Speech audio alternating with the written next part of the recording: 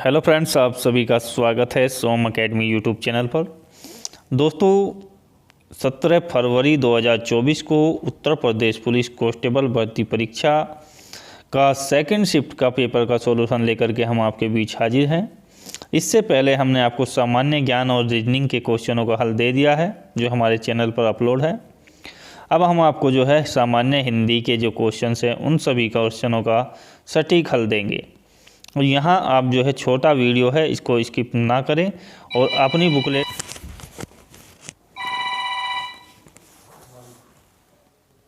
ला दिखाइए।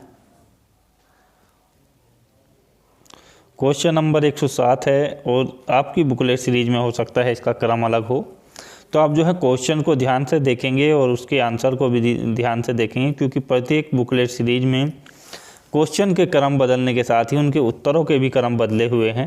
तो उत्तर को जो है आप ध्यान से देख करके अपना मैच कीजिएगा और अंत में ये भी बताइएगा कि आपने हिंदी में कितने क्वेश्चन हल किए, ताकि एक एवरेज निकल कर के आ सके कि स्टूडेंट जो है कितने क्वेश्चन जो हैं हिंदी में कर रहे हैं और कितने उनके सही हैं कितने गलत हैं। यहाँ पर क्वेश्चन है, किस वाक्यांश के लिए दिया गया शब्द सुसंगत है? तो इसके लिए सही जो आंसर है सुसंगत के लिए जो पहले न हुआ हो वो होनहार जो है ये आंसर इसके लिए सटीक आंसर होगा। दूसरा है, इसमें भिन्न अर्थक शब्द युग्म निर्बाध और निर्विवाद का उचित अर्थ आपको देखना है। तो इसमें सी आंसर है निंदा और विवाद रहित। अगला क्वेश्चन से अशुद्ध वाक्य का चयन करना है। देखिएगा, शुद्ध का चयन नहीं करना है, अशुद्ध का करना है। तो इसमें आपको डी ऑप्शन दिखाई दे रहा होगा, तुम मेरे पास, तुम मेरी तरफ क्यों चले आ रहे हो, ये इसका सही आंसर हो जाएगा। अगला जो आंसर है उसमें एक साइड में आपको दिया गया है सांप सापिन, तनुज तनुजा, चूहा चूहिया और बनिया बनियान। तो डी आंसर इसके लिए सही होगा। वधु का बहुवचन, वधु का जो बहुवचन होगा वो होगा, देखिएगा सी आंसर है आपका वधुए। माँ ने बच्चे को मिठाइयाँ दी, रेखांकित भाग में कौन सा कारक है? करण कारक इसके लिए सही आंसर हो जाएगा ए। कौन सा शब्द तद्भव है? तो देखिएगा, तद्भव शब्द वे होते हैं जो संस्कृत से निर्मित ना होकर के एक सीधी भाषा के तौर पर बोले जाते हैं, जैसे कि आपका इसमें दिया गया है उल्लू। कौन सा शब्द तत्सम शब्द है? जो संस्कृत से सीधे हिंदी में आए हुए हैं वो तत्सम कहलाते हैं, जैसे कि आपका इसमें है शुष्क। बी ऑप्शन सही आंसर होगा। चांदनी शब्द के जो पर्यायवाची हैं उसमें आपकी चंद्रिका भी होता है, कौमुद्री भी होता है, ज्योत्सना भी होता है। तो ए आंसर इसके लिए सही आंसर हो जाएगा। अगले क्वेश्चन की ओर बढ़ते हैं, जिसमें पूछा गया है कौन सा निश्चयवाचक सर्वनाम का उदाहरण है? आंसर होगा वह।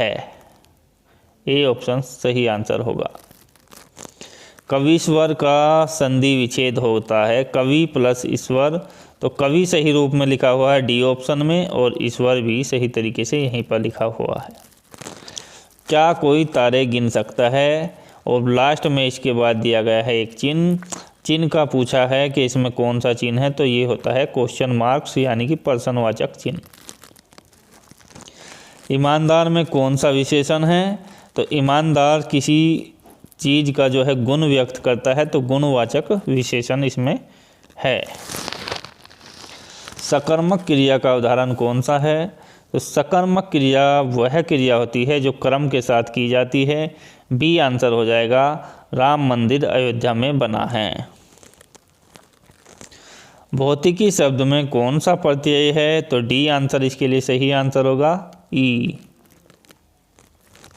निर्भिमान शब्द में कौन सा उपसर्ग है? निर और अभिमान इसके लिए बन जाएगा, तो सी आंसर इसके लिए होगा उपसर्ग में। 123वें क्वेश्चन में पूछा है किस विकल्प में सही समास विग्रह नहीं हुआ है? नहीं इसमें पूछा गया है, तो नहीं के लिए आपका होता है देहलता। अगले क्वेश्चन की ओर बढ़ते हैं। आकर्षण का विलोम पूछा गया है, जो काफ़ी परीक्षाओं में पूछा जाता है, तो विकर्षण इसके लिए बिल्कुल सही आंसर हो जाता है। सब और विपत्ति का होना, यानी कि आगे कुआं पीछे खाई।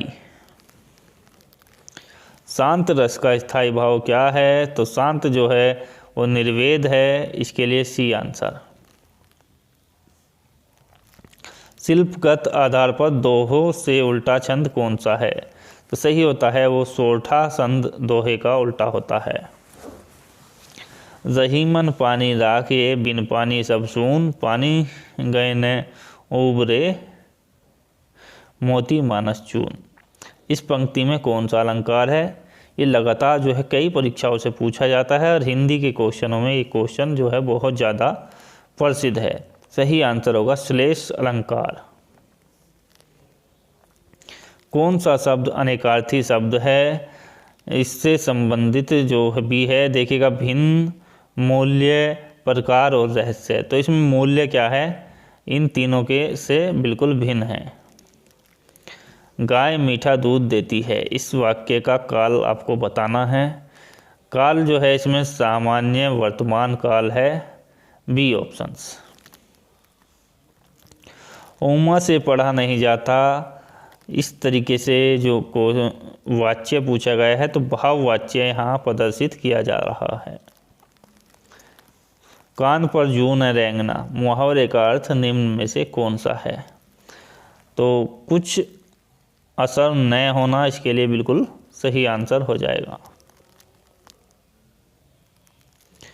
नेक्स्ट क्वेश्चन की ओर चलते हैं। तो एक गद्यांश दिया गया है, 133 से 137 तक इसके क्वेश्चंस हैं। चलिए क्वेश्चंस की ओर बढ़ते हैं। गद्यांश का उचित शीर्षक क्या है? सी आंसर सही हो जाएगा, श्रम सुदृढ़ जीवन का आधार है। समस्त का पर्यायवाची क्या होता है? समस्त का पर्यायवाची होता है संपूर्ण।